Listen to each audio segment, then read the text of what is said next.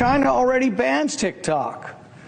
Do we really want to emulate Chinese speech bans? Aren't we the ones that say it's wrong for China to ban speech, so we're going to be just like China and ban speech we're afraid of? I didn't realize that the First Amendment contained a right to espionage.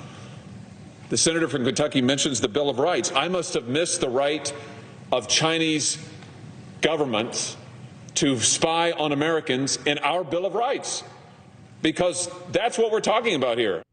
It was a fiery exchange on the Senate floor on Wednesday. Missouri Republican Senator Josh Hawley trying to force a vote to ban TikTok in the U.S., calling it digital fentanyl. But fellow Republican Kentucky Senator Rand Paul blocking him, and all it took was one objection. And this comes as the U.S. has reached the deadline for U.S. government agencies to get rid of TikTok on federal devices and systems. Chinese tech giant ByteDance owns TikTok, and there are concerns that the app could be used to spy on Americans and put national security at risk. Now, Congress ordered the ban on federal devices late last year, and last month, the White House gave federal agencies 30 days to ditch TikTok on all government-issued devices. That deadline came on Wednesday.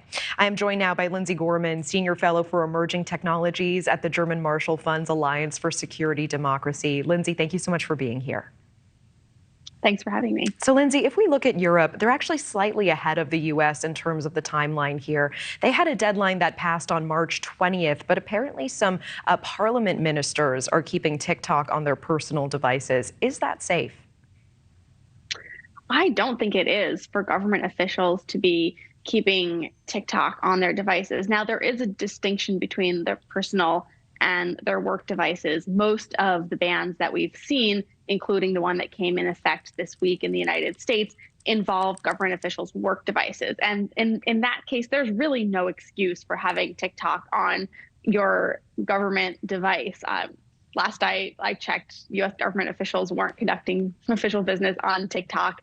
And really, I would say any authoritarian app from authoritarian countries such as China or Russia should not be on work devices of government officials. When it comes to personal devices, I think the concern is perhaps a little more tenuous because I think the real cybersecurity concern is that TikTok collects a lot of data on individual phones, including potentially data from outside of the app.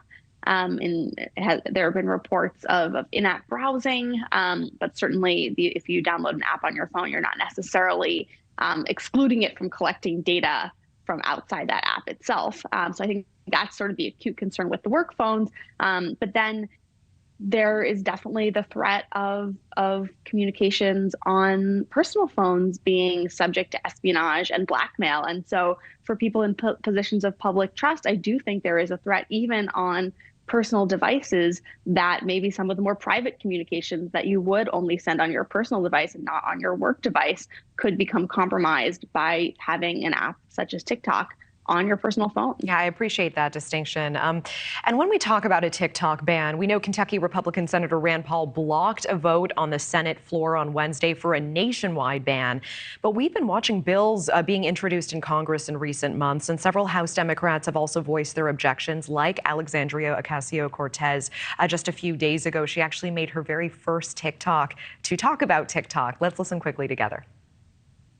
Do I believe TikTok should be banned? No. Why should TikTok not be banned? First of all, I think it's important to discuss how unprecedented of a move this would be. The United States has never before banned a social media company from existence, from operating in our borders. And this is an app that has over 150 million Americans on it. So help us explain, what is the danger? What is the concern? Because I think government devices make sense to just about everyone.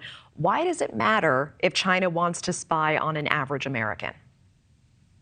Well, I think there are two real concerns, and a lot of them tend to come out in the aggregate, where for most Americans who maybe are not in positions of access to sensitive information, I think it is a little bit harder to see the direct link to the risk at the individual level. But when you take the data from an entire population, when that, as AOC mentioned, the 150 million users that TikTok has been reporting as its number of users in the United States, that becomes the scale of that ability to both collect information and data on Americans and also use that data to target them with propaganda that may be what the Chinese Communist Party wants us to see and potentially downranking the content that the Chinese Communist Party would not want us to see. That is an incredibly powerful tool precisely because of that scale. So at the individual level, I think the concern really is about, is there data that is sensitive that you wouldn't want in the hands of the Chinese government,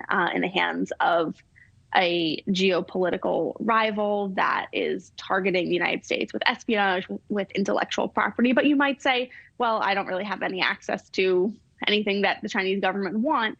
And then I think the concern really becomes more on the second point about the ability to target Americans with propaganda. We know that authoritarian actors such as China and Russia are interested in influencing our public opinion and in some cases interfering in our elections. And we have documented histories of this kind of activity. So to be able to give essentially the keys to the kingdom for influencing American public opinion to a company that is ultimately beholden to the Chinese Communist Party because the way that its parent company is based in China and has ties to the Chinese Communist Party, where there isn't in China a separation like there is in the West between the public and private sectors.